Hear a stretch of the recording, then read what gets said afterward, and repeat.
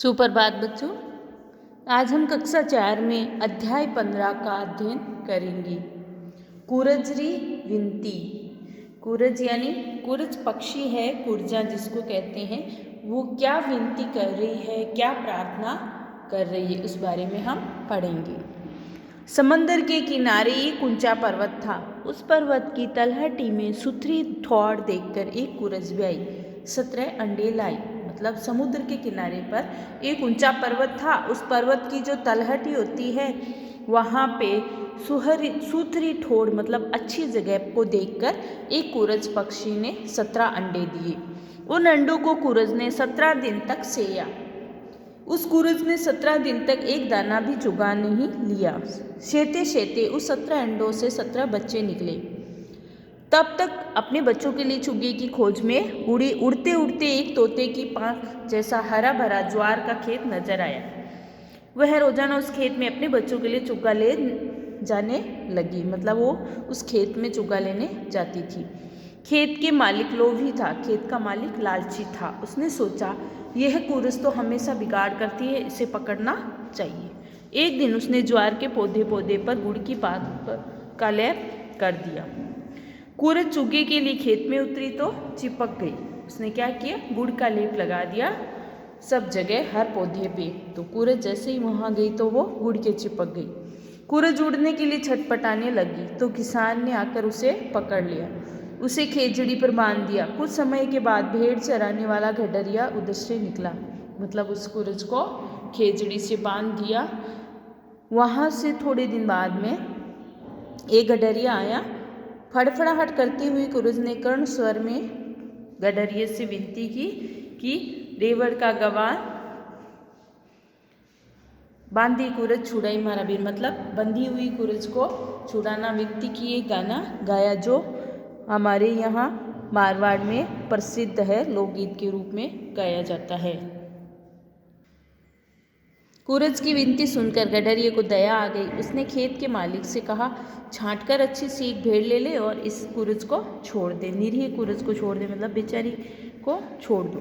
खेत का मालिक लोभी था, मतलब लालची था। उसने कहा, सारा का सारा रेवड़ दे तो छोड़ दूँ। गडरिये ने कहा, मैं तो नौकर हूँ, लेनी हो तो एक भेड़ ले ले, इससे अधिक देना मेरे हाथ की बात नहीं है। उसने काफ़ी निहोरे किए पर खेत का मालिक नहीं माना।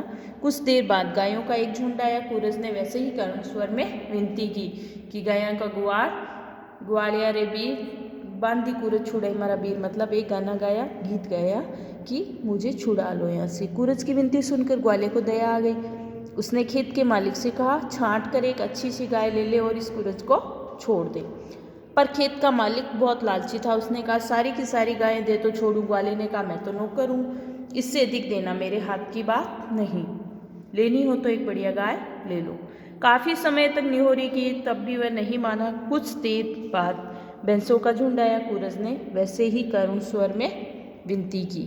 कुरज की विनती सुनकर भैंसों के ग्वाले के हृदय से दया उमड़ पड़ी। उसने खेत के मालिक से कहा, छांट कर बढ़िया सी एक भैंस ले ले और बंधी हुई कुरज को छोड़ दे। पर खेत का मालिक बड़ा लालची था। उसने कहा, सारी की सारी भैंसें दे तो छोड़ूंगा। तब ग्वाले ने कहा, मैं तो एक मामूली नौकर हूँ, इससे अधिक देना मेरे हाथ की बात नहीं। लेनी हो तो एक उम्दा भैंस ले ले। बहुत देर तक निहोरे किए पर वह नहीं माना तो सो नहीं माना। कुछ समय बाद ऊँटों का झुंड उधर से गुजरा। कुरज ने हृदय चीर देने वाले स्वर में विनती की। फिर ऊँट का ग्वाला आया तो उसने कहा कि भाई मुझे यहाँ से छुड़ा दो। वही करुण स्वर में उसने गीत गाया। कुरज की ये विनती सुनकर गडरिये को काफ़ी दया आई। उसने खेत के मालिक से कहा, छांट कर एक अच्छा सा ऊँट ले ले और इस बंदी कुरज को छोड़ दे। पर खेत का मालिक बहुत लोभी था। उसने कहा, सारे के सारा झूठ दे तो छोड़ूं। तब गडरिये ने कहा, मैं तो एक मामूली नौकर हूँ, इससे अधिक देना मेरे हाथ की बात नहीं। तो होता है तो एक बढ़िया ऊँट ले ले।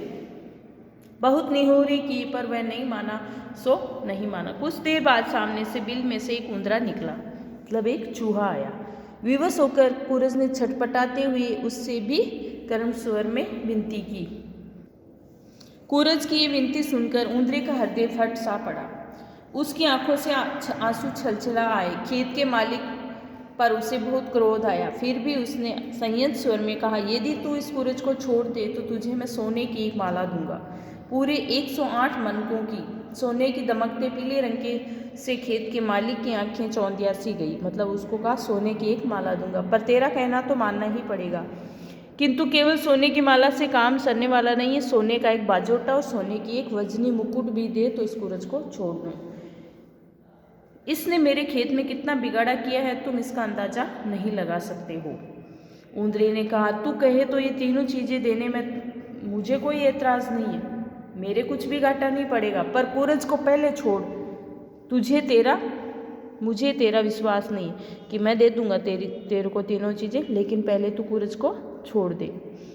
खेत के मालिक ने ज़्यादा हट किया तो ऊंदरे ने बिल के पास वे तीनों चीज़ें लाकर रख दी। ऊंदरे ने पहले लाकर रख दी। खेत का मालिक खुशी से बावला सा हो गया। उसने उसी पल सूरज को छोड़ दिया। सूरज तो छुटते ऊपर आसमान में उड़ गई। खेत का मालिक सोने की तीनों चीज़ों को लेने के लिए उधर लपका ही था कि होशियार ऊंदरा उन तीनों चीज़ों को लेकर बिल में घुस गया। मतलब जैसे ही सूरज उड़ी वो चूहा है वो लेकर बिल के अंदर चला गया, तीनों चीज़ों को बिल के अंदर ले गया। पैरों से बिल के बाहर धूल उड़ाते हुए कहने लगा, सोने के बदले धूल ले, सोने के बदले धूल ले। खेत का मालिक मुंह उतार कर आकाश में उड़ती हुई सूरज को एकटक देखता रहा। अब क्या उपाय हो सकता था? सूरज तो आकाश में उड़कर अदृश्य हो गई और ऊंदरा पाताल में अदृश्य हो गया। ये थी सूरज की कहानी। तो इसको वापस पढ़ना और याद करना, और ये जो लोकगीत इसमें लिखे हुए हैं इसको भी आप पढ़ना।